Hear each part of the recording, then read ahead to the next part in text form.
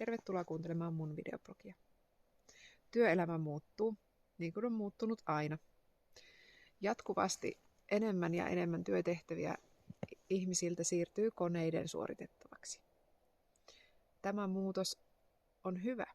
Se nimittäin vapauttaa inhimillistä työpanosta ihmisten asioiden hoitamiseen. Koneet eivät jatkossakaan osaa tulkita sanatonta viestintää ja tunteita. Ihmisiä ja johtajia tarvitaan edelleen tunteiden tulkiksi.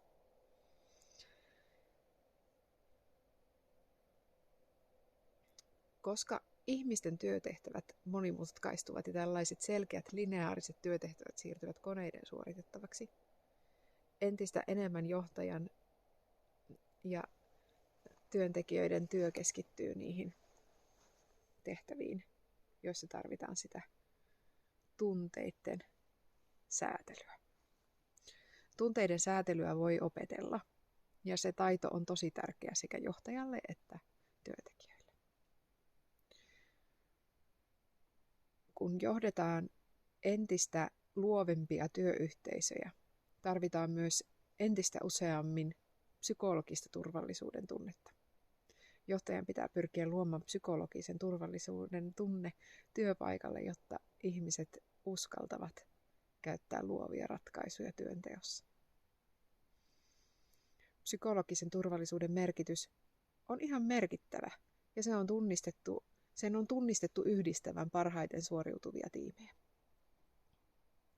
Parhaiten suoriutuvissa tiimeissä jokainen yksilö uskaltaa olla oma itsensä ja tuoda ne hassutkin ajatukset julki. Siellä voi mokata ja mokasta voidaan oppia. Johtajan täytyy myös opetella tulkitsemaan omia tunteitaan tai hallitsemaan omia tunteitaan. Ja sitä voi tosiaan opetella. Ei tarvitse olla mikään kivikasvoinen kone ollakseen hyvä johtaja, kuten ehkä aikaisemmin on totuttu. Aikaisemmin johtajuudessa on painotettu aika lailla eri asioita kuin nykyään. Silloin ihmiset ovat myös suorittaneet enemmän näitä tällaisia mekaanisia työtehtäviä, jotka nyt ovat siirtymässä pois ihmisten suorittamisesta. Muutokset tuovat aina tunteita mukanaan, ja niiden kestämiseksi tarvitaan turvallinen ympäristö, joka kannattelee työntekijöitä.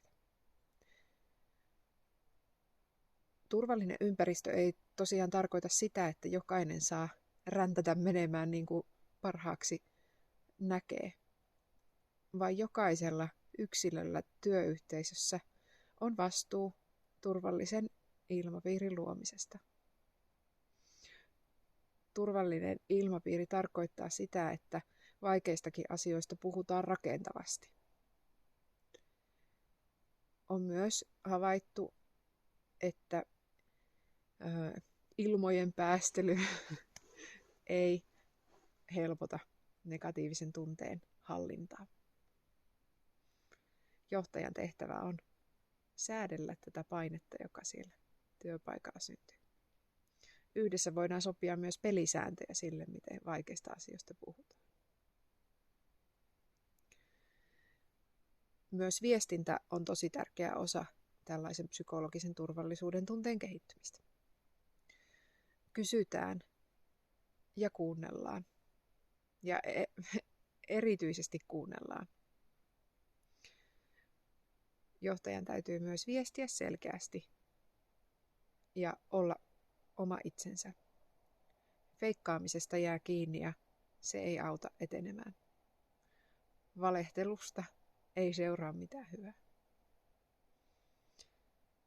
Työelämä kehittyy. Hyvä niin.